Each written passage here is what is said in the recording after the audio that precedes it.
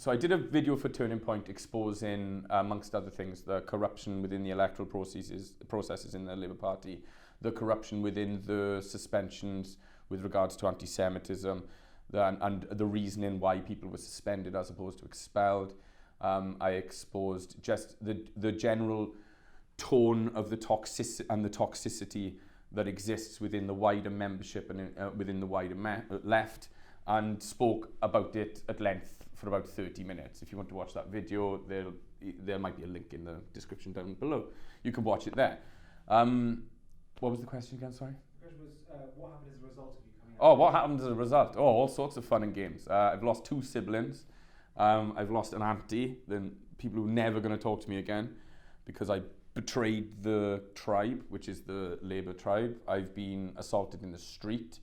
I've had numerous threats of violence. I've had numerous death threats, both on my Facebook news feeds and in my own personal profile. I even posted a screenshot of one of those death threats, and Mark Zuckerberg banned me from Facebook for 30 days for harassment, for posting a screenshot of someone threatening me with violence. I have never threatened anyone with violence over politics. I've never, to me, it's the most un-British thing you could possibly do, is to lose a political argument and then conclude that your next course of action would be to either punch someone or threaten to punch them or kill someone or threaten to kill them. But apparently there are a great deal of people in the Labour Party who find doing things like that entirely acceptable. And when you read the writings of people like Lenin, people like Stalin, when you read the writings of the people who they laud on the left, you will see that it's par for the course. I would also include the infamous leader of Germany between 1933 and 1945 in that one. You know, he was a socialist. This is what socialists do when they lose the argument. They cannot win the debate, they cannot win the argument, so then they'll shut down the debate and the argument. If they can't succeed at doing that, they will resort to violence. What other options do they have? So, you know, if you, that's what's happened. It's been, when was it? November 22nd, we recorded that video. And I think it was released in the final week of the general election. And from the moment it was released, I've just had dog's abuse, day in, day out. Which, just so you all know, I don't care.